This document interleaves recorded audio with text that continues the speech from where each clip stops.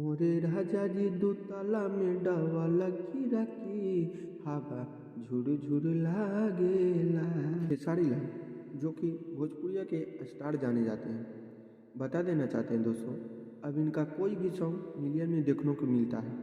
उसी प्रकार से इनका एक सॉन्ग मारी मुस्की बलम दूर भागेला, मोरे राजा जी दुताला में डबल खीरा की हवा झुर झुर लागेला।